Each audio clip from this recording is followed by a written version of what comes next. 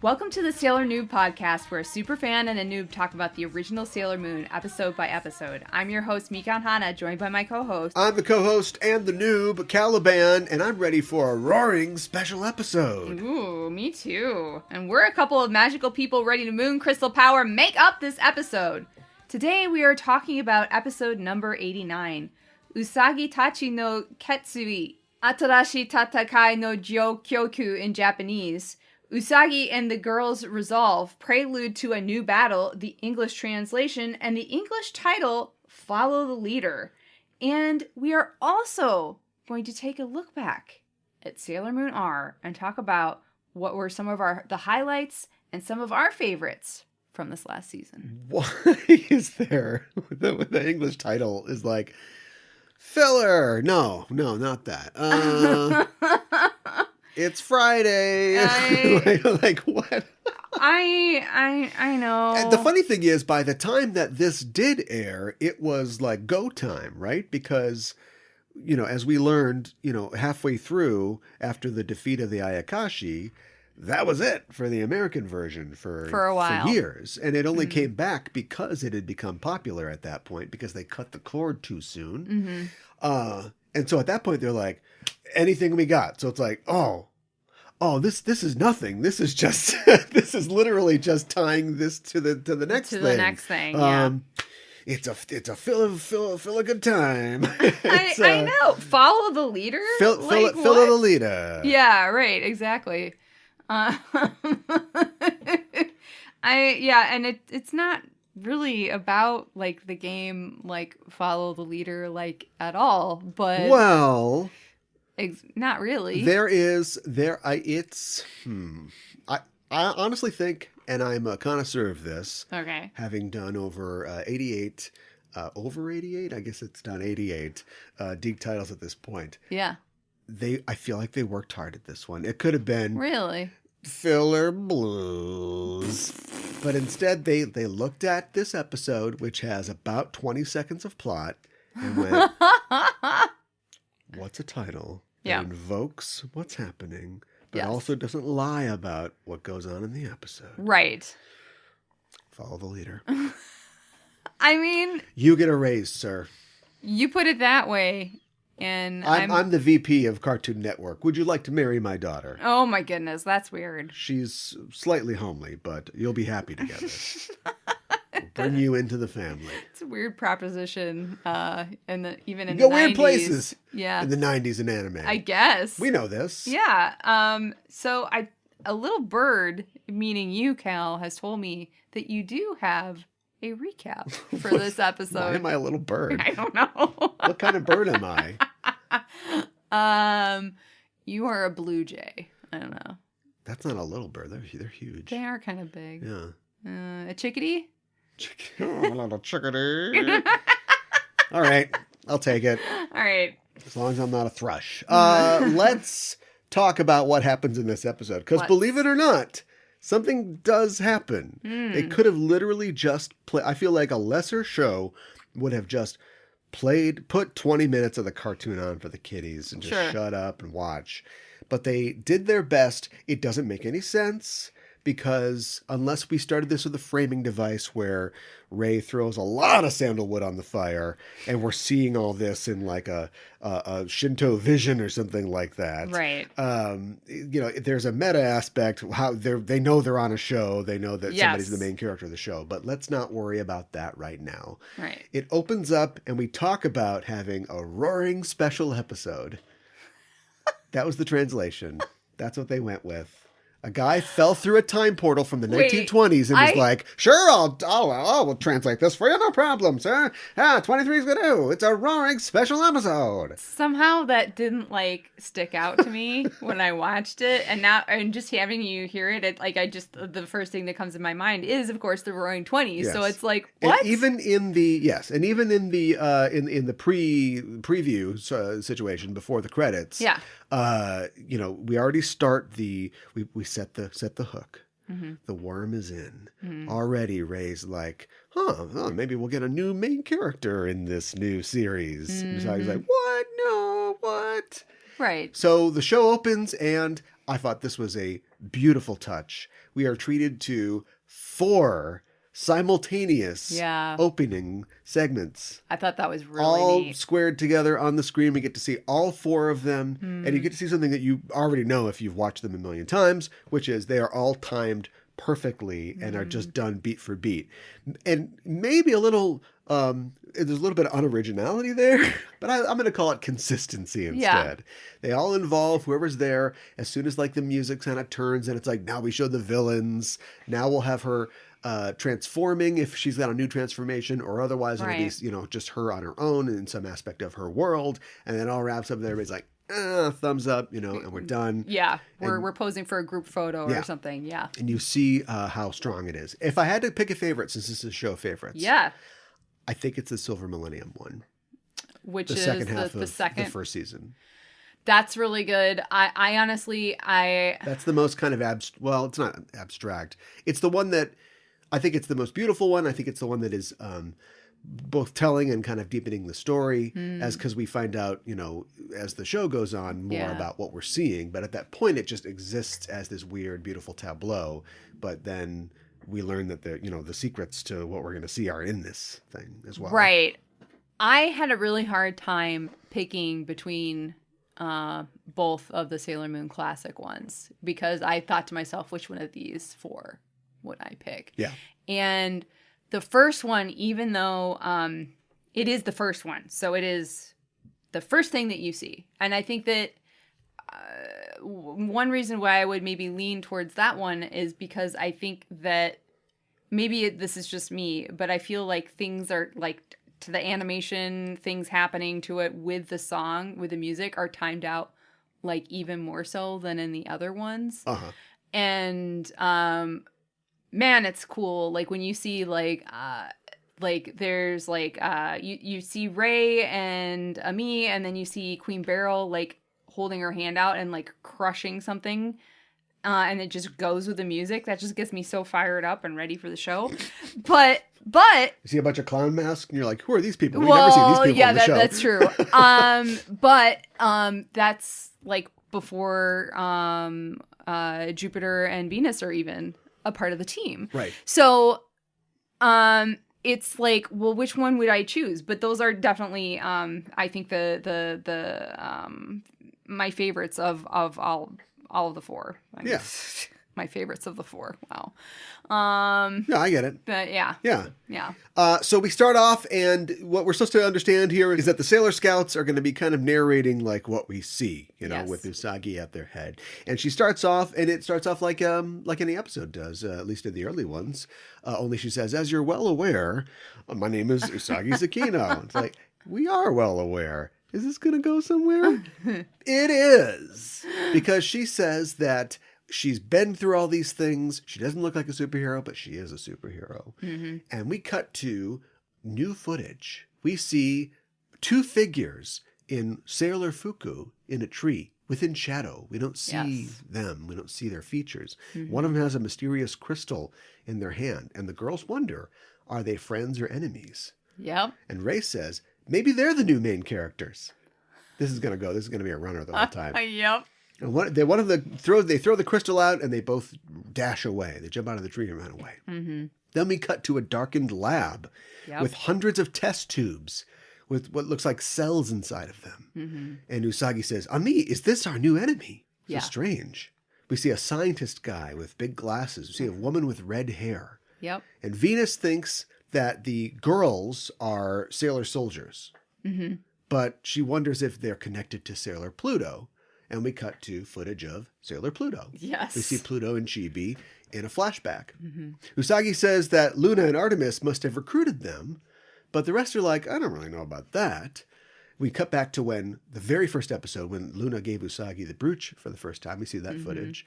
And Venus reminds Usagi that they were all awakened, not really recruited. That they were all still, they were just lost their memories or whatever, reincarnated. So then they wonder if maybe they're from the future. And we see Chibi's arrival. But then they realize, well, Endymion never mentioned any more sailor soldiers. We were in the future, and there's only 5 of us. So we don't know who these people are. We see Rei fighting a brand new Yoma. This is new footage. Yes. She's got a star on her chest, this Yoma, which we can see because she rips her shirt open. Yep. Can't wait for that episode. And the girls wonder if they're variously Dark Kingdom Yoma, if they're Cardians, or if they're droids. Yeah. They kind of run through all those things. And as they run through those things, we see examples of all those. We see the DD girls. We see Leshy, the tree guardian. Yes. And we see the droid from the Labyrinth of Time, Luox, or whatever her name was. Ami, off screen, uses her Robocop computer and says, no, these are a different energy. So we know they're not Yoma, Cardians, or droids. Correct. Then we see Morga. Wow. Episode 1. Episode 1. the worst Yoma. Aww. We gave her a very low rating. And we see Tuxedo Mask's first appearance where he interferes. And Usagi says, well, maybe they'll save us like Tuxedo Mask does. Right. And Rei says, well, if that happens, I guess I'll have to become the main character. Because this bit's still going. And Rei is the one who's keeping it going. We see the Senshi face off against the Ayakashi and the in the construction site, and we hear the awesome song that played. Yes. And we see Rubeus. He's got more screen time in this than he does in the entire series. We see Rubeus introduce himself as Crimson Rubeus. And as this fight is going on, all the Senshi are like, maybe I should be the main character. Now they're all into it. I know. And Venus says, we'll do rock, paper, scissors. And Usagi's like, no. And Jupiter's like, no, let's arm wrestle. Like, no, you're going to win that. And Ray's like, let's fortune tell. They're like, what? That doesn't make any sense. And Ami's like, we could play chess. Okay, Ami, calm down. I know. And Usagi's like, I know, we'll do a staring contest. And while this footage is going on, they do a good job of creating a sonic sort of landscape here, but they do this staring contest, and like Usagi's like, oh, your faces, oh, they're so funny, oh, like she's gonna laugh and gonna lose the staring contest. So anyway, one of them eventually says, we should probably stop this because our friends at home will stop watching because this is stupid. So they decide that they're going to look back at our adventures, and from our adventures we'll decide who's going to be the main character. And we get a new eye catch. Yes. Of old footage. It's Usagi's attacks, the Moon Princess Halation and everything, her transformation. Yeah. We come back, we see the Senshi in some super top secret images. We see what looks like a city being destroyed. And we see what looks like Rei reacting to this. Yeah. And at that point, Rei takes over and she says, I should be the leader. I was an idol at the TA school, Here, watch me fight Koan. Yeah, right. We watch that footage a little bit. But then the girls point out, yeah, you don't always get it right, though. And we see where Rei trips and Mamoru steps on her head. We see the cherry blossom viewing party where she eats the spicy mustard and goes, fire! Jupiter says, I should be the leader. Watch me trash these toughs. She beats up the guys in the baggy pants. Yeah. I'm great at ice skating. I can cook. I can clean. And I don't remember why... I'm voting for Jupiter. I don't remember why she wasn't supposed to be able to do it. She's got a lot of talent. She does. We know this. She tells us. Venus says, how about the original Sailor Soldier, Sailor V? I saved that kid from being stabbed in London. I know. Say la V. I had an anime series. I had video games, pencil boxes. Kids love me. Sometimes I'm clumsy. And we see her being clumsy. And Rei says... there's not much difference between Usagi and Minako. I know! It's like Shell! They're doing a meta bit. Yep. And they dig down into it a little bit with the ice skating episode where they were all like acting, dumb and like the same. And Ami just is like, I'm not sure that I'd be good at the main character, but here are some of my best lines. I know! You should study on your own without machines. Urawa, the future is yours to create. Have faith in yourself. Sacrificing yourself is honorable, but you're forgetting that people will grieve over your death. In the end, I can't leave you guys. You're the one I can't forgive. Our hearts are bound together by trust. Yes. And this is where you stick in, I gotta go to cram school. But Ani says, this isn't the time to look back. Our enemy's getting ready to attack. And Usagi's like, well, I didn't get to do mine at all. That doesn't seem fair, but okay. But then she does get to, and we see some of Usagi's best moments. We see when she is fighting Kunzite, and she says, even if you give us haute couture dresses, I can't forgive you ripping a girl's clothes. Yes. And then she just kills him. I know. I know. We see when she is fighting Rubeus in the UFO, and he's using the gravity thing on her, and she gets up, and she's unforgivable. And then Usagi, the VO Usagi's like, yes, it has to be like this. The main character is Sailor Moon. The others are like, yeah, okay, but you're not like that all the time. You know, you eat too much and you're kind of dumb sometimes and you're clumsy. No, we're just kidding. You're all right. And then we watch the defeat of Beryl by Sailor Moon and the Sailor Soldiers. And they all realize that it's because they work together. It doesn't matter who the main character is. They win because they're a team. And we also see them defeating Death Phantom all together at the end of R. No Ail and An. And then they say, let's do even better in the new series. Matere! Yeah, and I guess they all, like, just decided they were going to give Usagi a hard time. Like, they never really wanted, nobody ever really wanted to be the leader. I think she makes her case. Yeah? You think so? I think when she stabs Kunzite with his own boomerang. Fair. And defeats Death Phantom. Yeah. With a child that she knew to have in the future. I better have a kid in the future so it can come back in time and help. She's planning ahead. That's that 9-dimensional chess. Better absorb, you know, a silver millennium crystal so they can have it just come out of their My body kid is gonna be at the right time. kind of a brat like I am. Yeah. And that's going to make, they'll be positioned like a chess master. Yeah, exactly. Yeah. So I got to say, clip shows don't really exist anymore, do they? Not really. I feel like the as writers a sitcom is kind of going away. Right. Clip the shows writers are going go, away. Sabrina Spellman is going to do this, then she's going to do this, and then she's going to do that, and then we're done. And they don't have to like, geez, we got to do 26 of these, and we only have 22 things for Sabrina to do. So one of these shows is going to be, Sabrina, I'm going to use this spell to make you remember the time that you rode a tricycle or whatever. And then we can just see that. That this is a thing from like old TV. Yes. But for that, if I had to sit, and endure this 22 minutes of seeing things I've already seen, they picked the hottest clips.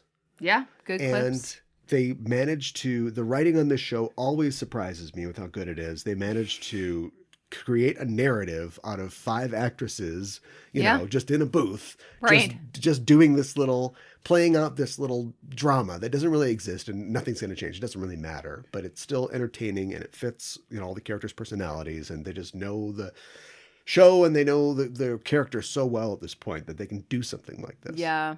Yeah.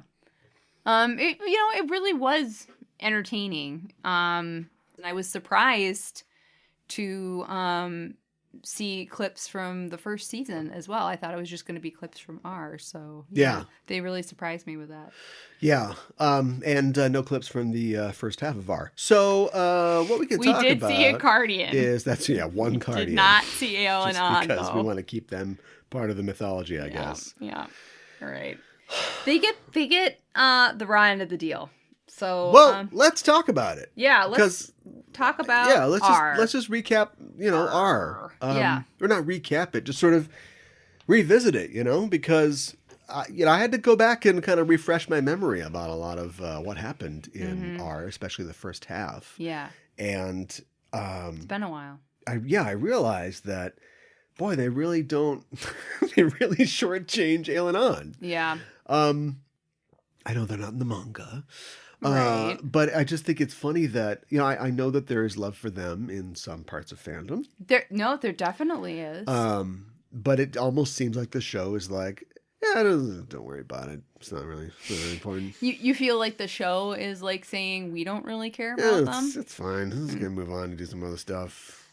You guys like aliens? We can do more aliens again. Do whatever you want. Right. I mean, the Black Moon Clan kind of has UFOs, but that was kind of in the manga too. Anyways. Well, where are you going to go at this point? Because the heroes and the villains of the first season are literally not from Earth. So we're already in That's space. True. We've started in space. Yeah, right. And so unless there's somebody living underground or somebody from another dimension or something like that, right. You know, where are we going to go next? Mm-hmm. So I'm fine with that. But yeah, I'm just kind of surprised. We know that because Naku Takeuchi wasn't involved. Yes. And because it's not in the manga and we're trying to keep it somewhat on track, you have to create a season or part of a season that is very self-contained. And so, you know, you have the sailors lose their memories and then get them back almost immediately. Right. So no problem there. Mm-hmm. We never answer any of my questions about what the world thought happened during that time, or did everybody forget that Sailor Moon existed, or did just our girls forget that Sailor Moon existed? There's no reintroduction of Sailor Moon and the sailors to the world. We actually don't really know how the world feels about them, except they'll buy their video games and toys. And so, yeah, you just kind of like, what if we just burned 14 or 15 episodes here so we can just get back to what happens with the Ayakashi sisters and the Black Moon Clan? But in a lot of ways, I feel like the Ail and An arc is fairly successful. I think maybe because it's self-contained, it moves pretty well. You know, I went back and listened to some of the audio from the earlier episodes and was looking at some of my notes. And I complain a little bit about it maybe not moving fast enough, but not as much as I did about the Black Moon Clan arc. Oh, you think so? Yeah, speaking of padding, I think that there's a good amount of padding in the Black Moon Clan thing. Because in the manga, they just show up and there's blam, blam, blam, blam, just like kill them one by one, right? That's how it is for everything in the manga. Yeah. So, right. So there's not as many chapters. There's not as many arcs, arcs, but I think that the show stories, you know, it fights against that to create a world where they can confront them and say, I'll get you next time and come back later. Or where they can be redeemed and just live out their lives and be in that world, even though we're not necessarily going to, interact with them. Well, and I like that they're redeemed and that they get to live their lives, but I wish we got to interact with them more. And I wish that there was the, promise or potential to see them after R. Like, where do they go? They're still in Tokyo, right? They're still running their cosmetic shop, presumably. Yeah, but they just become regular people, and the show doesn't really deal with regular people. It deals with the people in the orbit of the Sailor Soldiers. Well, we know We're not done talking about Ail and An, are we? No, of course not. We're not going to do them that dirty. Also, they just, they need energy, or they're gonna have sex with their tree or something, so they just kind of take off. And I liked them. I thought they were here for the perfect amount of time, and I never want to see them again. Do you know what I mean? You two gross kids go off and have three-eyed babies like somewhere else in the galaxy, and we'll be rooting for you. But I don't want to see you anymore. I mean, I do think, and I feel like I've heard a lot of other fans talk about this too, at least in some parts, that like the character design for them was pretty solid, at least in their alien form. And even when they are human, I think they made some subtle choices, maybe specifically to their eyes, to make them look a little different from everybody else, so that maybe there's something you just can't. Maybe they're not quite good at doing the eyes, like the human eyes or something like that. But I think that their design was cool. I liked that Ail plays the flute. That was fun. Didn't love that they're like sibling/lovers, and we don't really. I mean, it's a kid's show. We don't want to go into that, but why have that, anyways? Happy that they get to go live out their lives with their tree, but yeah. How do you feel about the Cardians? Like, are they sentient? Oh, I don't know. What are they? Like, once they, do they just follow commands? Well, we know one of them doesn't follow commands. Right. Specifically. Are they inherently evil? Like, what does it have to do with the planet they come from. There are no answers to these questions. There are no answers, yeah. But so I wonder if if they want a dumb comic book reference, here you go. Yes, please. Always. So Jonathan Hickman is a comic writer who by recently I mean like almost 10 years ago now, but like wrote a story arc for the Avengers that was supposed to set up this big, huge Secret Wars thing that they're going to do that was going to reset their entire universe. Not important right now.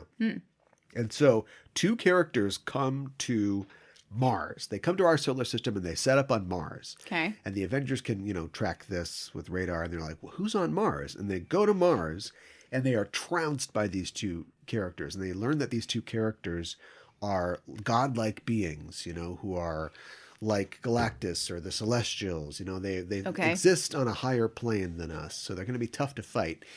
And they fight them for a couple episodes or comics, I guess.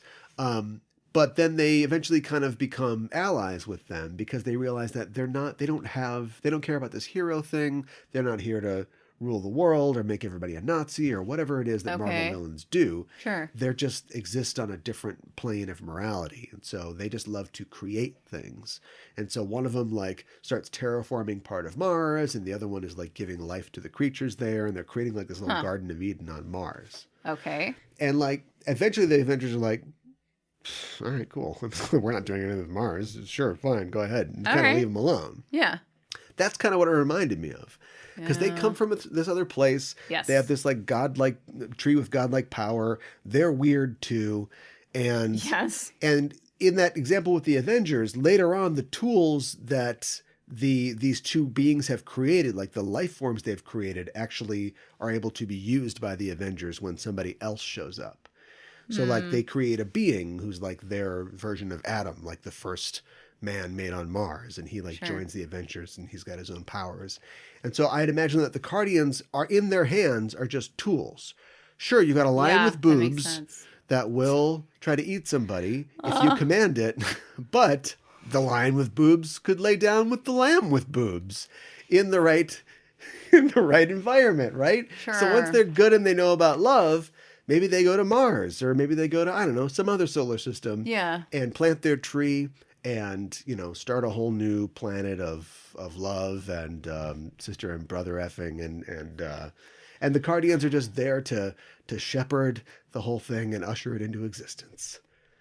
That's a long answer. Weirdly beautiful. But the kind of thing people, I think, come to the show for? I have no idea anymore. I think so. So a couple of things. Maybe the lion watches. I don't know how it works. Whoa. I think that the Cardians, I think that they got creative with their names and the meaning behind their names. Who's they? The animators. Oh. We're talking about the world of the show, though, right? Yeah. Yeah. I know, but I'm just saying within the world of the show, they're interesting and they're creative. The names and the designs are interesting, but I don't think that they're particularly effective by and large. I didn't really like them that much. Hold that thought, because we've got more information on that. Oh, okay.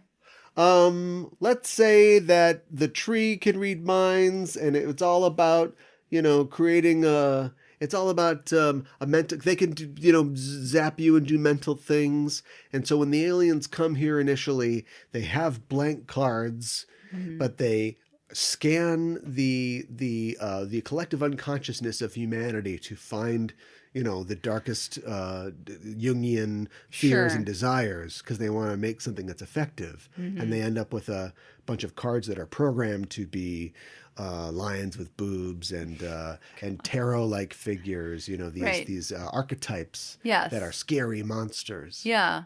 A lot of them had mythological names too. And why would 2 aliens know that? They wouldn't, but they do, because they and the tree have psychic powers, and so that's par for the course. When you come to a new planet, you load up your weapons with things that are going to scare people. True. Yeah. I mean, I think that's more... Send the check to the usual place. Oh, okay. All right. I was going to say, I think that's more than the creators of the show. Well, it's enough of Ail and An. Oh, okay. And now we're done, everybody. Now we can move on to let's fight makeup. Let's fight both against makeup and with makeup. Yeah. Remember, that was something that we discussed early on and something that I was really concerned about, which was the fact that we're going to have these girls represent a positive view of femininity and early womanhood. Yeah. And it's a little weird that we dress up and we've got jewelry and makeup as our powers, but remember, we're going forward. We're going to fight with integrity. The first place we go is a perfume shop. Yeah. Yes, I do remember that. Remember that? Yes. You're fighting against a bunch of girls from Zoolander, and here we go. Yeah. Well, tell me more about what your thoughts about that. Well, people who have listened to the show know, hopefully, how I feel about that. I mean, I was a little worried because they immediately start fighting, women who are older, who are admirable, who dress well, and also really love makeup. And, I think that it's, as we've talked about before on the show, it must be intentional. There's no way that it can be. There's no way it can be an accident that they're fighting women that they should want to be. They're fighting women that if they're not careful, they could become.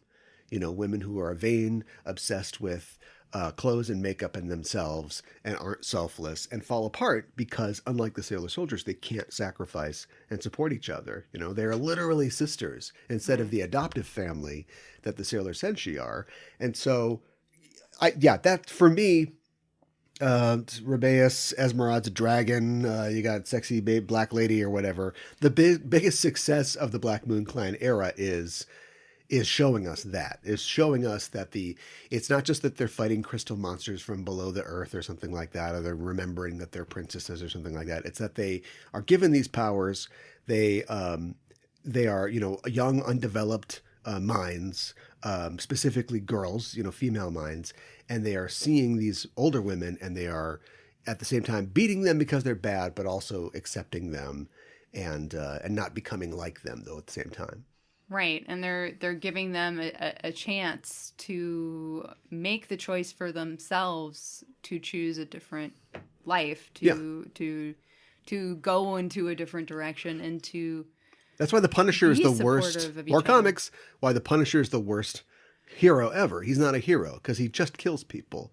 There's half of the people that Spider-Man fights, become his friends, or give up their life of crime because he's an example to people. The worst hero ever would be the hero that just kills or destroys everybody and just stops everything. The sailor soldiers are examples to other people, which is why I bemoan that we never ever see barely how the public reacts to them. Only once in a while, specifically in this season. Or no, actually, it was it's in the season. It's in the first part of this season. We see little girls love Sailor Moon. Right, the little kindergartner Mie, who Minako befriends and eventually becomes a fan of Sailor Venus as well. Yeah. Let's talk about little kids. Little kids. And talk about the saga of Pinksagi. Oh, that's Remember cute. The Urkel of the show. Yeah, the Scrappy Doo. I think it's very telling how quickly my fears about Chibi Urkeling this thing up were assuaged. I think maybe for like the first couple episodes of her appearance, I even the couple 2 or 3 episodes in, I was already calling it, my effort to maintain my disdain for Usagi, because she almost immediately won me over and became an important part of the show. Not just because of her connection, her eventual connection that we learned to the characters, but just a new facet of the jewel, a new dynamic in everybody's relationships, and really pretty great. And not all stories about her wetting the bed. No, and thanks for bringing that back up again, Minako, at the end there. But it's like that. It's Minako helping. That's how she helps. It's like the one thing, because they didn't spend a lot of time together, and it's like the one thing that she remembers about her. So the next time she sees her, she's like, "Oh, are you still wetting the bed?" It's like all you have to do is just never mention it again, and we're good. I know, Why do you keep bringing it up? Right. Well, I mean, they did spend that entire... Chibi's like, oh, I'll take some Pepsi. And Minako's like, looking at her like, it's pretty late. It's pretty late, buddy. 6 p.m. Oh my gosh. Well, they did have that entire episode where Chibiusa, at least for half of it, palled around and dressed up as a nurse with her. Yeah, and helped her kill the other girls. Yeah. Yeah. So, that was fun. I really, I think watching it again, I have a newer appreciation for Chibiusa. I never, I didn't dislike her before. There are times when she is annoying, but she's supposed to be annoying. When she first shows up, she's supposed to be irritating, especially because she's so mean and rude to Usagi. How's that annoying? That's awesome. Oh, okay.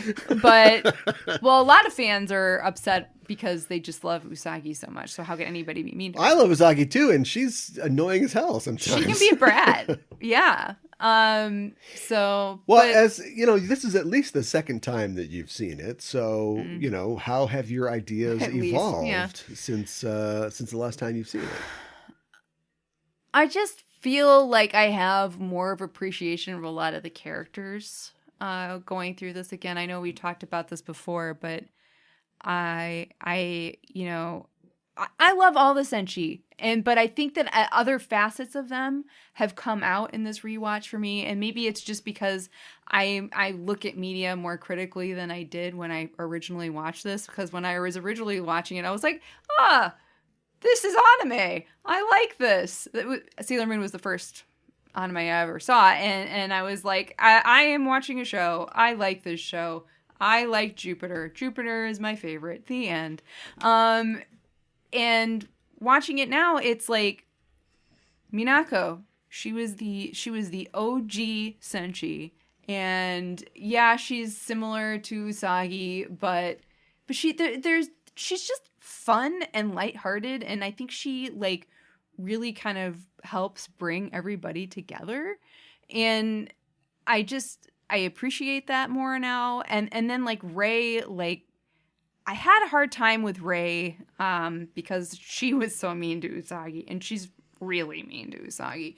But when Rei is in her corner and is rooting for her, or is like, Usagi, it's going to be okay, it gets really touching, because it's Rei is there for her, and Rei trusts her, that over the first 2 seasons she comes to trust her, and she backs her up, and I feel like I'm seeing the characters more fully, if that makes sense. Mm-hmm. And but I'm also I think you brought up some really good points about the Ayakashi sisters. I always love the Ayakashi sisters, but probably a highlight of the whole Black Moon arc. And there are times where it's when are we going to get to the fireworks factory? And then even when we do get to the future, not a whole lot happens in the future. Do they go to the future in the manga? They do. Oh.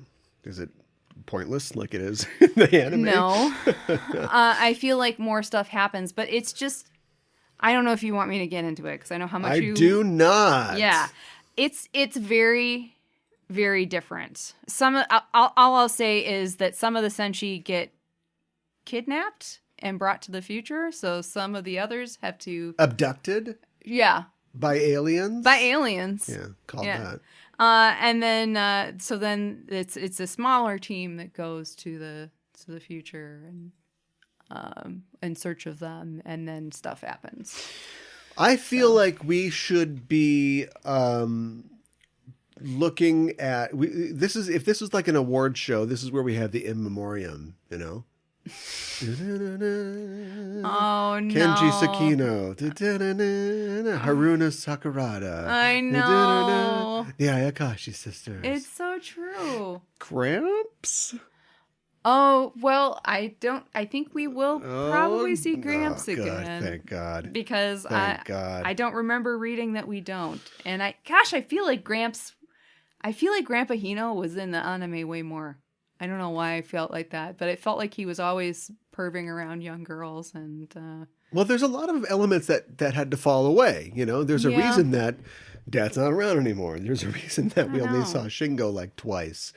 It's just the show is just different. It's just not as, slice of life, day-to-day stuff anymore. They've got bigger fish to fry. And I think that is both good and bad. And if you look at our ratings and the things that we have to talk about every episode, which we will later, you see when that stuff starts to fall off. Like the last 5 or 6, maybe 7 episodes of this season are all committed to the ongoing plot, to the point where there's no droids. We're not even rating villains because the bad guys can't die yet. And so it's just, things are just kind of passing by and there's no time for, it was almost a surprise when Naru's like, you okay? that was refreshing. Okay? Yeah. I was just thinking about that. What's going on? I was so happy to see her. What's weird is like when things that you think are going to be important that the show took the time to introduce disappear, like Fire Soul Bird or Supreme Thunder Dragon or double Shaban Spray Freezing. They went to all this trouble to introduce these new things. They go through and everybody gets their change pen or whatever their new things are called. Yeah. Their star sticks. And then they get their new, and it's almost like the show is going through the motions because that's just like what it knows it's supposed to do, but it has already outgrown that. And so it does it, and then it's like, and just kind of just moves on because it's got a much more interesting plot now. And I can't wait till Sailor Moon S starts and they all get new computers and new hats, and it's just a bunch of BS. But well, I think I've seen that's another criticism that people have of the Ail and An arc is that those powers show up in it and we never see them again. Yeah. So I'm fine that they drop that as long as it's engrossing and we're, dealing with there's drama and it's going somewhere. I don't need, because the thing with Goku is like, now his hair is orange or whatever. Now he's got 3 tails or whatever. After a while, you become numb to it and I don't care about any of that stuff. Right. So I just wish the show realized that it doesn't need that, but it always will because I got to sell more of these toys. Mm-hmm. And so the best thing to do would be do it so you can sell a toy, but then make it important for some reason. Like the Fire Soul Bird. What if Rey had a bird now? What if that was like an accessory that she had that followed her around? But instead they're just like, is this got a thunder dragon or something? She'll never do it again. Don't worry about it. And I honestly, that is like a really cool power. Thunder dragon. Like, who doesn't want a thunder dragon power? What if Margot just had a dragon? Right?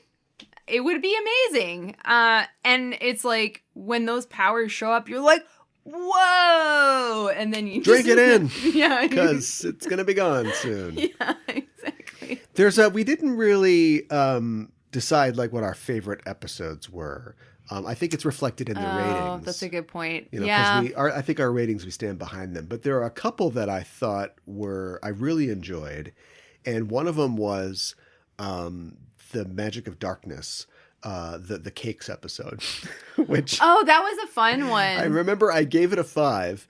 And it was, I described it as almost self-parodic. Like it's almost like the show is making fun of itself. Yes. Because it was a show that everybody went cake crazy for some reason. Yeah. And like 75 episodes of character development was thrown out the window so everybody could act like a total goof and just eat cake. Yeah. And like snark at each other's boobs and stuff like that. And it was just like, when Buffy does a comedy episode or something like that. It was just like, we don't have to worry about Sunnydale for 1 week. We can just do jokes. I picked the wrong show. I've never actually watched Buffy. I'm sure that it's very funny all the time. But the X-Files, they do those comedy. They did comedy episodes so good that people really liked them and wanted more. And then they started getting bad and they started doing like David Duchovny was directing them. So that was a bad idea. The point is, don't do that, Sailor Moon. Stay pretty important. Stay on task. But every once in a while, have everybody go insane because the local cake store is giving away unlimited cakes. I know, right? And I love one thing that I love about that episode, and I think I might have given it a 4. I should have given it a 5. Whoops. But is that them having this sale on cakes and just this deal for their opening, that was not part of the Black Moon Clan's plan. No. And it just happened to be that's where the Dark Henge was going to be. And like Esmeralda was like, cake? What is this? Tell me about this cake. And then she partakes. And it that's what to me is like, oh, that makes it even better. That makes it awesome. And just that the whole scene with her and Usagi like elbow to elbow stuffing cakes in their mouths. Yeah. It's great. Yeah. And even Ami is like, oh, cake's pretty great. And it's like, yeah, it is.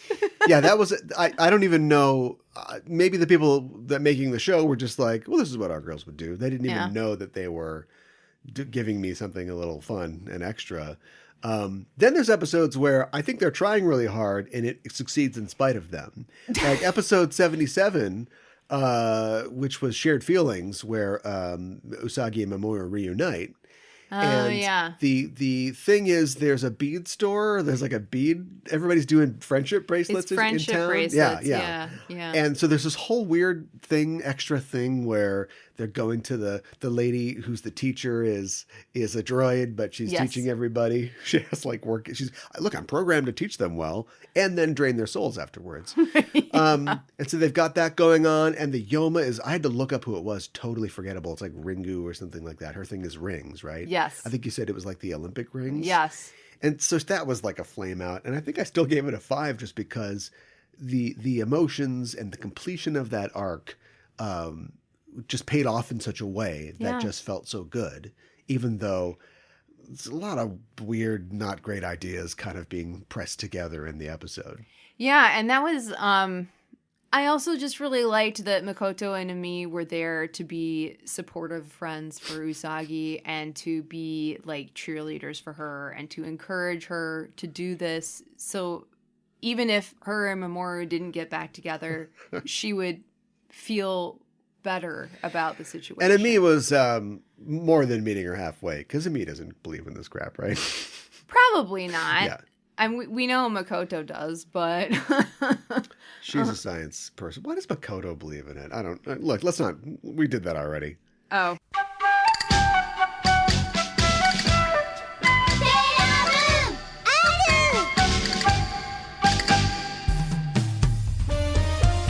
Backtracking is back for an all-new season. Hi, I'm Caliban. And I'm Gooey Fame. And we'd like to introduce you to Backtracking, the podcast that explores the real-world inspirations behind your favorite episodes of Star Trek. From historical events to classical literature to blockbuster films, we go where no pod has gone before to seek out the origins of classic Trek tales. Did you know, Gooey, that the TNG episode Too Short a Season was an allegory for the Iran-Contra affair? Yeah, only sweatier. Did you know that the Enterprise episode Regeneration was an homage to the John Carpenter film The Thing? Archer and T'Pol freezing to death over a bottle of whiskey would have been a controversial ending. As a dog lover, Archer would not like The Thing, I'm guessing. Oh my god, movie night is canceled. Join us every other Thursday for a journey back to the beginnings of the Trek universe. Backtracking is available wherever you get your podcasts. No, Porthos!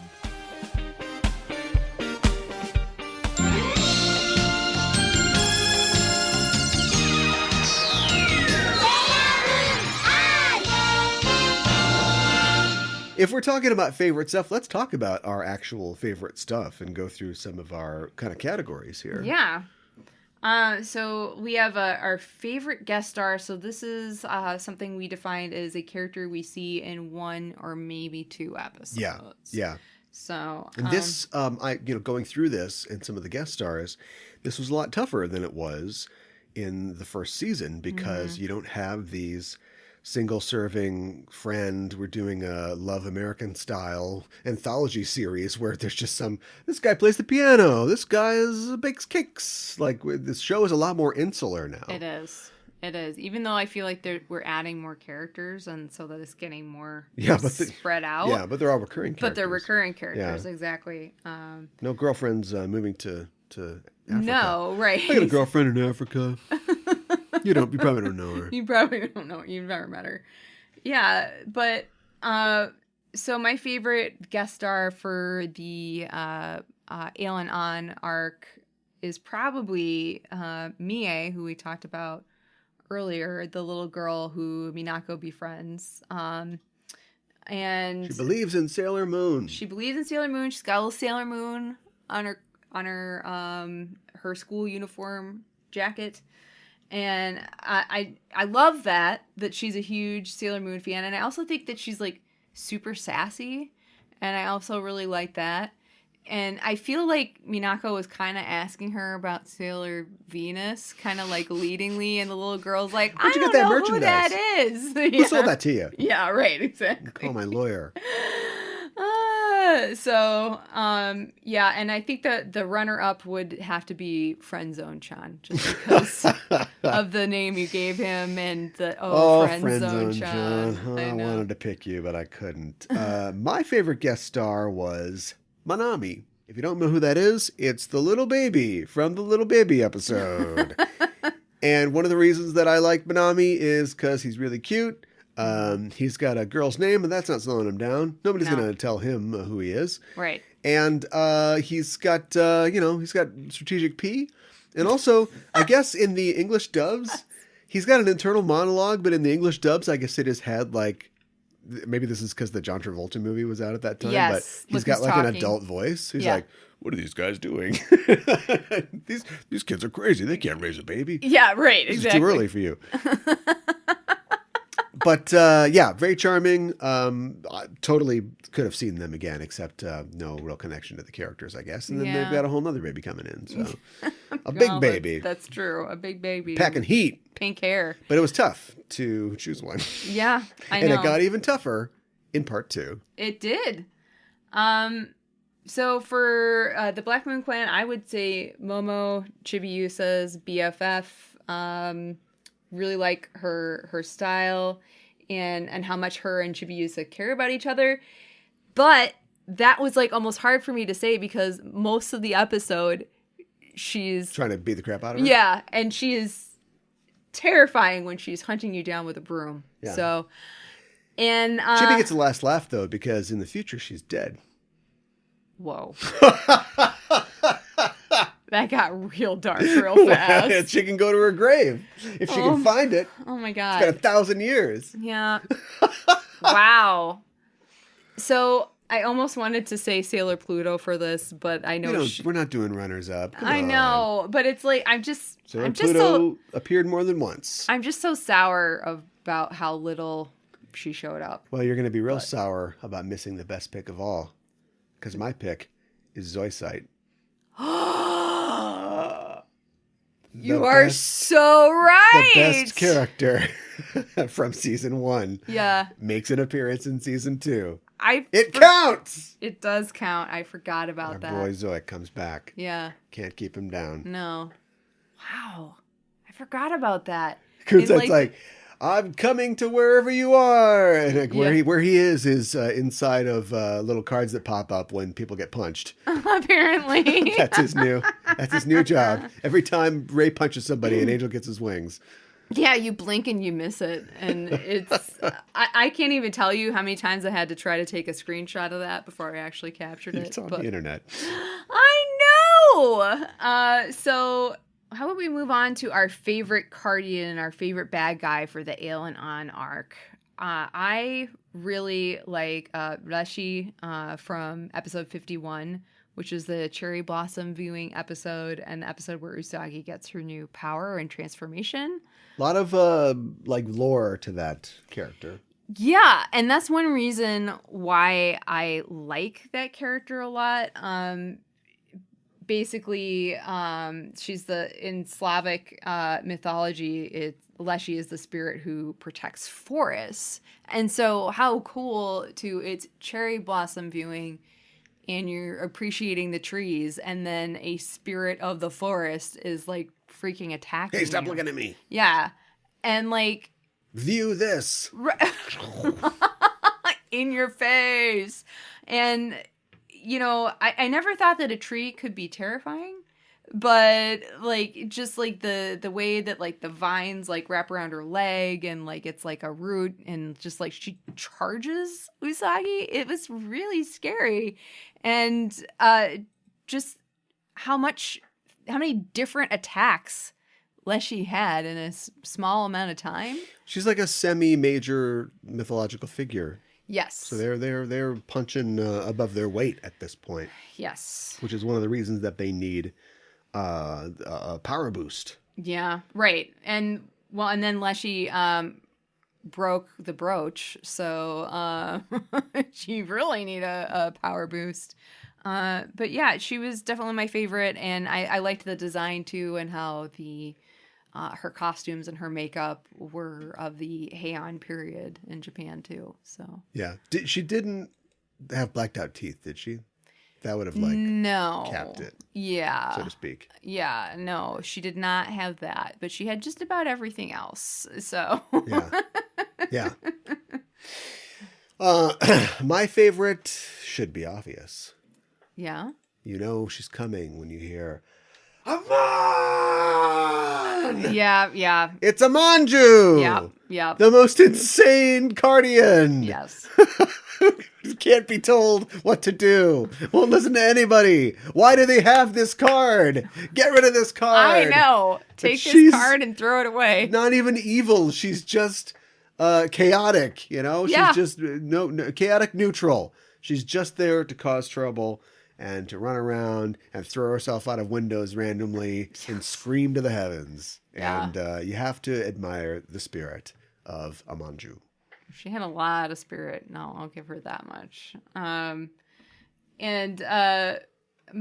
favorite droid is Atsugasho from episode 61. Yeah. The second episode of the Black Moon arc, and the episode where Mamu-chan breaks up with Usako. Good one. Yeah. Good start. Really strong start. The droids kind of fell off in quality as they became less important to the story, I think. Again, I think that the story the series is kind of pushing against the framework that is, got it where it is, but I think that you can do more. And I'm hoping in future seasons that it breaks more out of that framework, but it's still like, we gotta have a monster, we gotta have a thing. The guy goes, oh, I'll get you next time. And but at this point it's still working, I think, and they're showing us like, oh, this is a different kind of thing. Like, this isn't a lion with boobs, which unfortunately is not going to make either of our top lists, but no. Yeah. But I just loved her. Gotta put her face on. I loved that. That was amazing. It's kind of sad. But it was hilarious too. And then just like her design, just very colorful, and the perfume puff or atomizer pump that was like a hat. That was really cool. And like her powers were scary but related to makeup. I just think that they got really creative with that, and that like later on, bananas. Yeah. Right. But this one was creative. Kind of racist bananas. Later on, just bananas. But yeah, this one works. Yeah. Yeah, exactly. She probably would have been my runner-up. This was kind of tough. There was a lot to choose from, although looking at some of our ratings, we didn't rate so high. Mm-hmm. But there was certainly a lot of variety. But I still have to go with Dumble. Oh, Dumble. Dumble's pretty good. Yeah. I like it when the Yoma sticks around for a while. And she's basically there for the whole thing. When he sets up the weird name of his Protect SC. Yep. And then almost immediately she and Koan show up and they just hang around for like the entire episode and get to do stuff. And of course I really liked the design, as I pointed out, and shall not debase myself any further. Well, it's a strong design, and it really invokes a pro wrestler for sure. And I like the name too, which was, I think we talked about, was a reference. I'm saying she's hot. There, I see. I had to debase myself. I remembered that you said that. Debased ourselves in our rating process, because sometimes we rate something and then we regret it. That's true. So maybe we should take a chance for some second chances. And revisit some previous ratings and maybe give them another rating. And I'll start you off. Oh, okay. with my villain, my Cardian from the first part of season 2. I gave Ail and An from episode 50 a 1. And I don't know what my problem was. I didn't listen to the episode. I might have been having a bad day.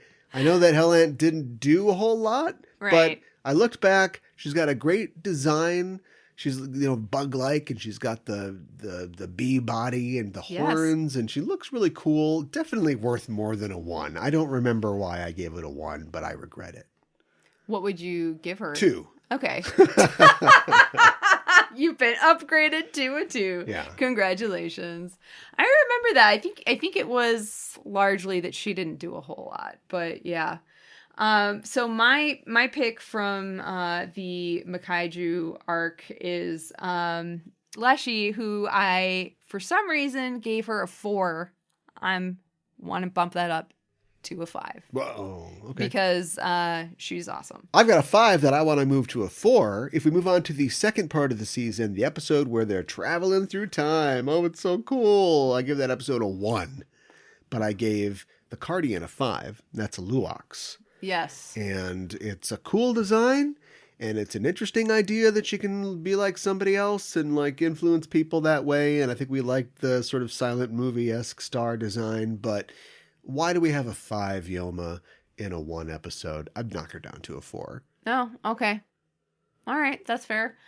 I wish I gave Saphir a 3. I gave him a 2, and I just immediately regretted that afterwards. Oof, that's the insult to the injury. I know. Well, he that made the jacket fall off the wall.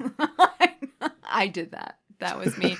And then he just died. Yeah. And then you give him that rating, and jacket goes down. And then also jacket disappeared. Yeah. Yeah. You don't want that.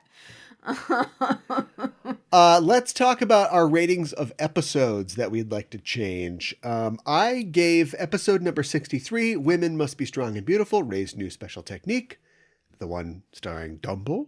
I gave it a 2. But then I thought about it, and if you listen to that episode, clearly I have a big investment in the wrestling side of it. Yes. Why would I give it a 2? It's when I like the Yoma and I like the wrestling. So without relitigating it and going back and watching it and doing it all again, let's just say a 3, and we'll go our separate ways. Okay, that's totally fair. My pick for the first part of the series is episode 54, the cultural festival at Ray's school. Yes. I gave it a 4.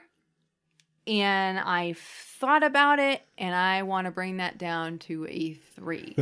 Because just looking at that episode and if you look at the episodes from their arc, I gave a decent amount of them 4s. And I'm like, there's a lot of 4s here. And then I saw that one. I was like, why is that one a 4? Oh, you just don't like the topography. What? of that section. No. I gave it a 2, so I'm ahead of the curve. Well, yeah. I just thought about it more, and like parts of it are fun. I like how, bossy Ray is, and that she's actually good at doing music and singing and performing. And then we get all this idea of what a cultural festival is like in Japan. That part of it I liked, but the Cardians, okay, and the rest of the story, not fantastic. Yeah. For the second half of the season, I gave the episode number 62, A Guardian's Friendship, Goodbye Ami, a 2. But maybe I would give it a 3. We got a lot of mileage out of Bob Floy. Man, did we. And the ice cream robots. And so just to pay my debts here, I think I'd have to bump it up to a 3. Okay. But then I won't answer its phone calls anymore. Okay. I have... You want to talk about favorite episodes and favorite episodes that I did not treat all that well when they came around. Sure. That would be episode 60, the very first episode in the Black Moon arc. And the first appearance of Chibiusa. Yes, the first appearance of Chibiusa, the first appearance of the Ayakashi sisters. And I gave it a 4, and apparently I man, I talked about it even on air the next couple episode. times. That's how much I was upset about it. And I think I was doing that thing that you and I have talked about before, where you're like, okay, we're at the beginning of an arc. If I give this the highest rating, you know, where is there to go? So it was like I was like holding back. But I need to not do that, because if something is awesome out of the gate, like episode 60, you just need to recognize that. You stared and you blinked. Yes. At the last second. I did. And you fell short of his grace, but that's okay. Or her grace. Yes. I'm not going to put any expectations on that. You know, I was looking at all of our ratings, and I've got some interesting facts about them. I was looking at our ratings for villains, and I gave out only one this year for villains. That was, of course, Hell Ant. Okay. You gave out 2 ones. Oh. For a Minotauron and Phalion. Yeah. The lion with boobs. I would the give adult Pokemon. I would give a 0. Did not like that one. As far as episode ratings go, it goes without saying, we both gave a 1 to The Beach, The Island, and A Vacation, The Guardian's Break. And you gave no other ones. I gave a 1 to Journey to the Future, Battle in the Space-Time Corridor. Yeah. Because I was sending a message. You were. And I like that one, but I like it because we finally get to meet Pluto in the flesh. Yeah. And there's a lot happening in that episode, and I don't know. Aren't they just thrown into the crevices of space-time? Maybe I'm just... And then just jerk off for a while. Maybe I'm just so excited to finally be in the future because we've been talking about it for so long. I took all the ratings, so all of them are a 1 to 5 rating, right? Yes. So I took all the ratings and added them up. And it's not... it's math.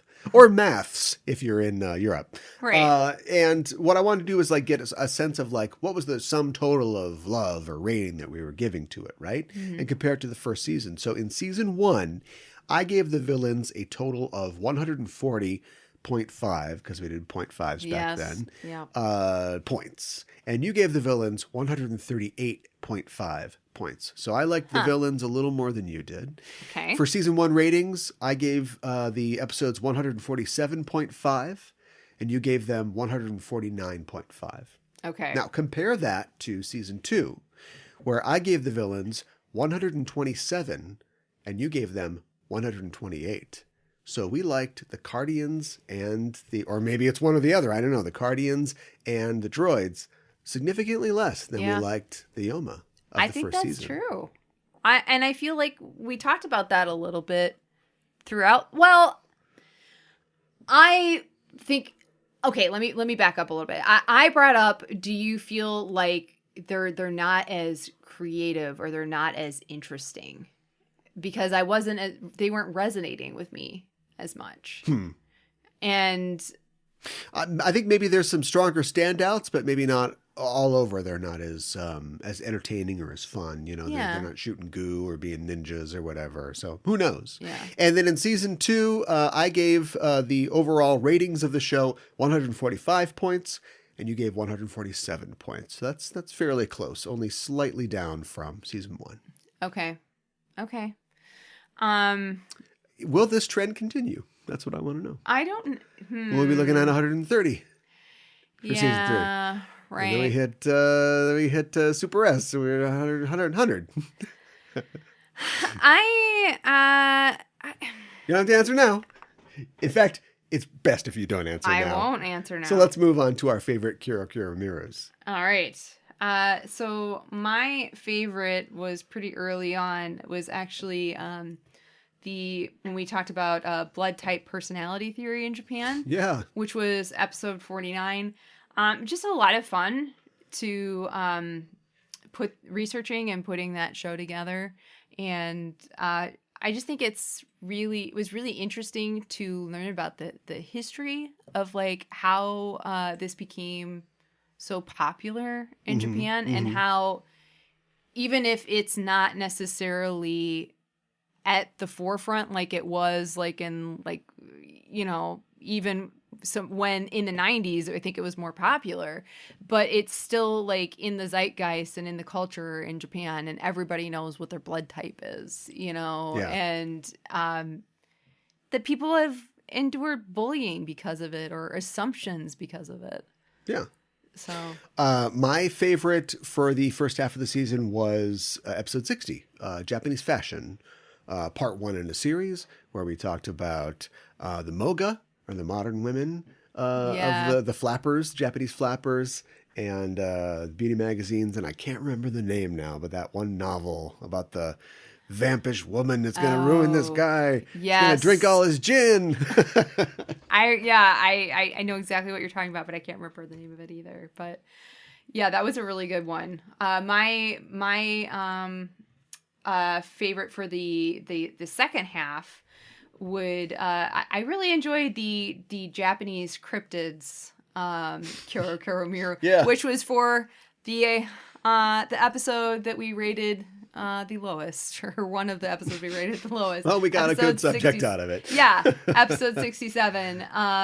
Just fun to research and just learn about Japanese cryptids, and cryptids are just interesting and strange on their own, but it just seems like every culture has some. But they're all different. And it's just interesting to learn that, like, some people think that there's a real Kappa's arm, and of course, you always have sightings with cryptids. Yeah, cryptids.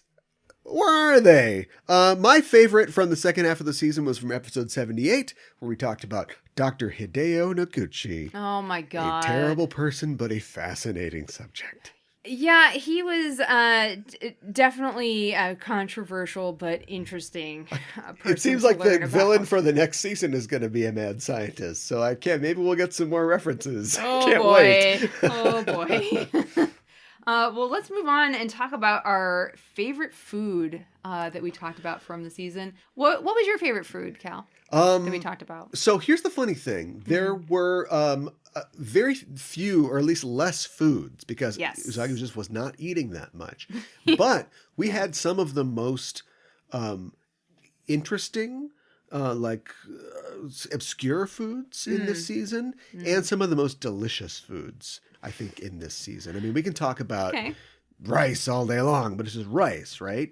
So I would have to say, at least for the first half, it would be from the cultural festival episode, the blossom viewing, the takoyaki and the yakisoba.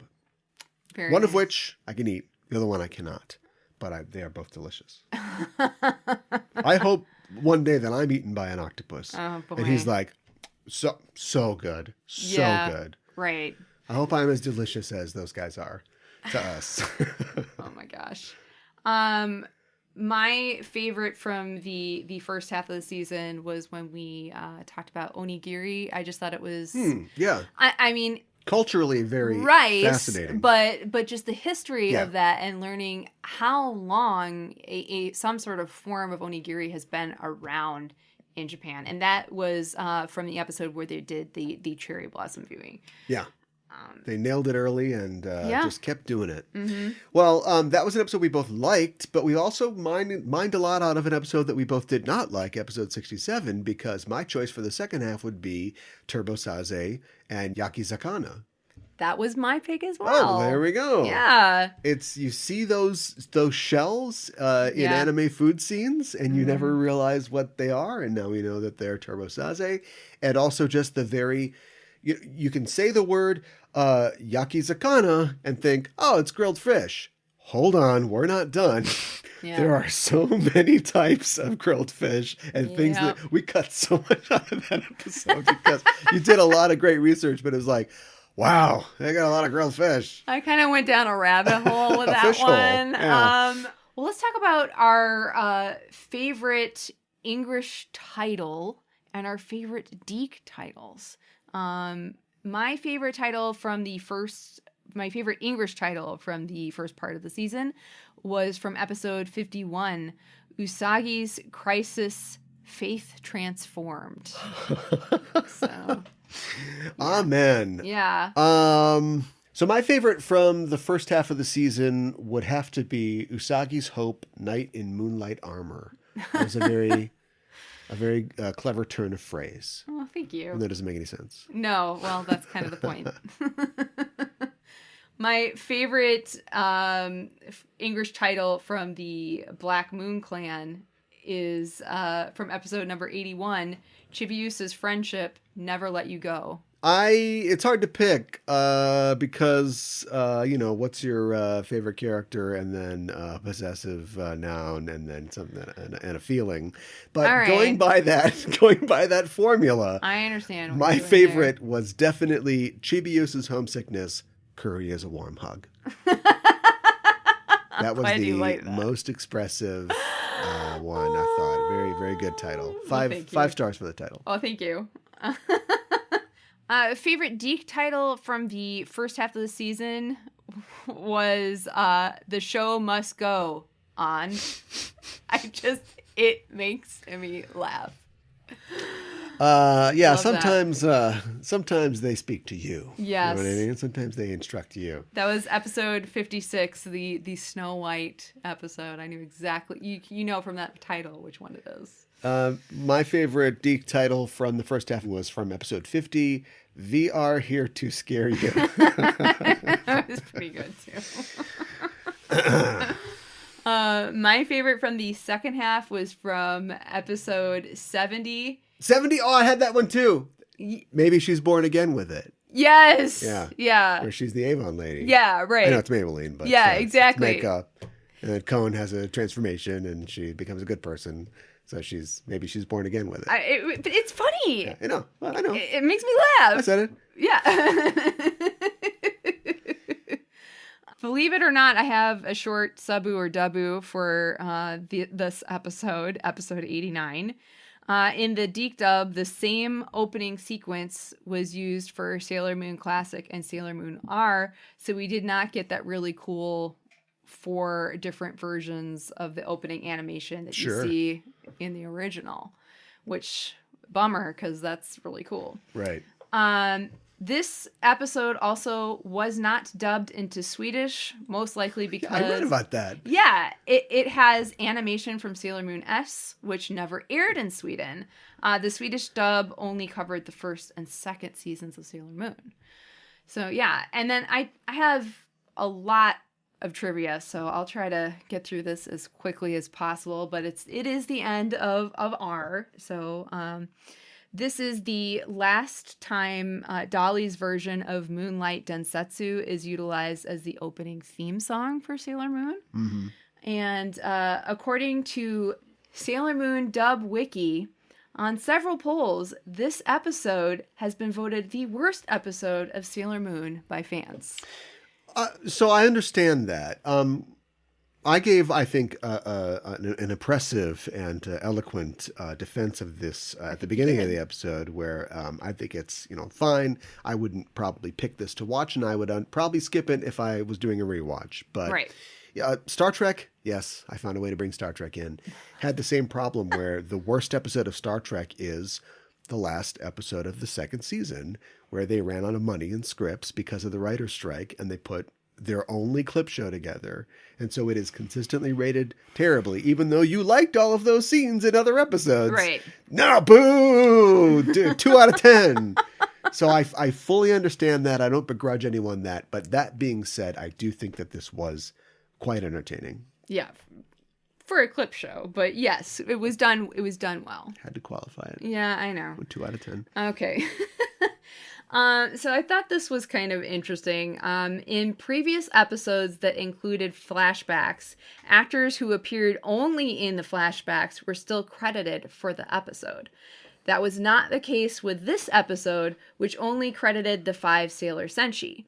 Because of this, episode 89 was the first episode of the series that Keiko Han, who plays Luna and also Queen Beryl, was not credited. Yeah. Is this a residuals thing?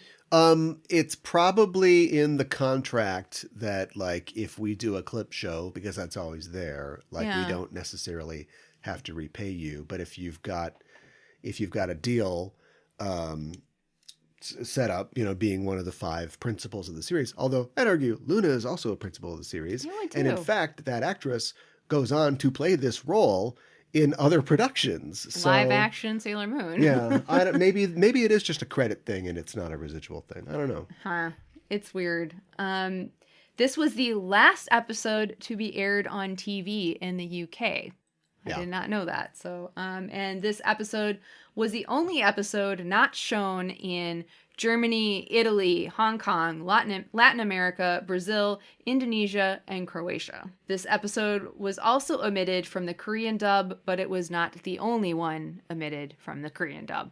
I didn't look into it a whole lot, but it's kind of interesting. Apparently in the 90s, South Korea didn't really want to show a lot of Japanese culture on TV. They were kind of pissed at Japan. Yeah, I wouldn't blame them. So, there was a lot of editing going on in the Korean dub to edit out Japanese cultural things and the language and stuff like that. So, anyways, interesting.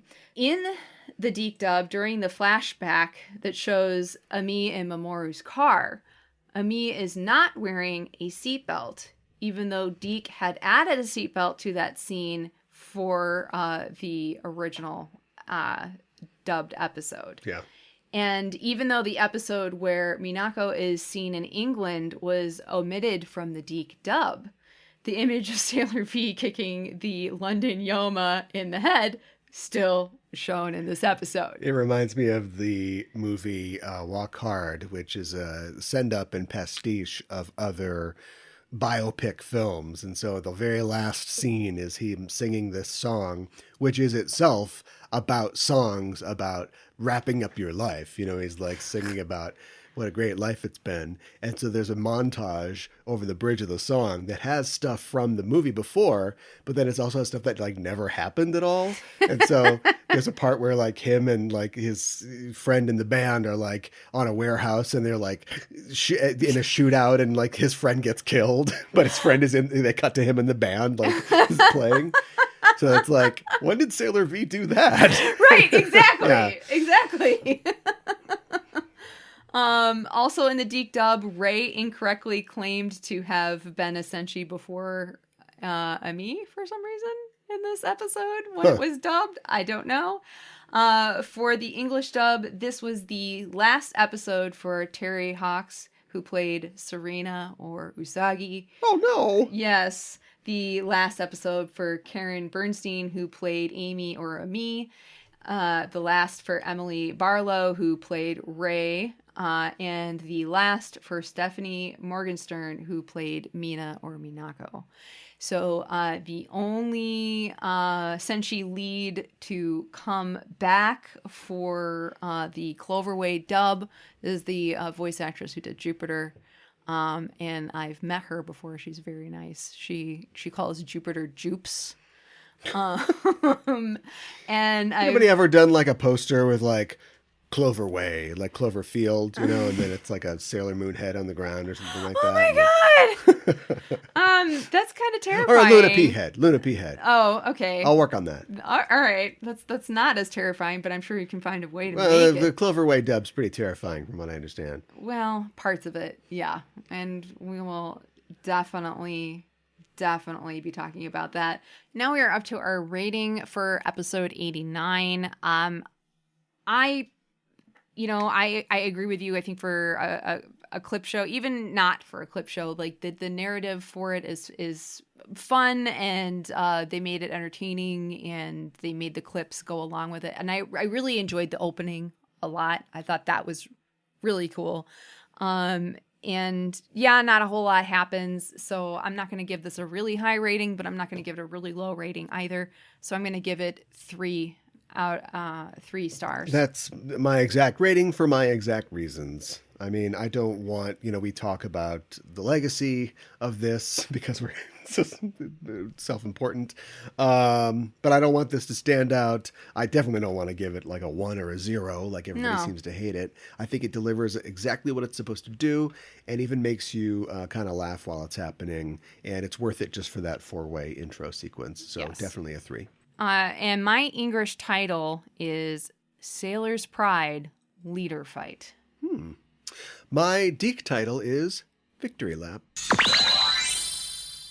Next time on Sailor Noob, we will be talking about Sailor Moon R, the movie, The Promise of the Rose. Now, I know that we're not done. We're not out of it yet. We've got, a part of Sailor Moon R still. Yes. But it's been a ride. It has. It certainly has. And when we finished Sailor Moon Classic and we were like, do we go on? Is that what we're going to do? And then we did go on and we thought, well, what's going to happen after this? And of course, I don't know where we're going. I don't know any of those. Mm-hmm.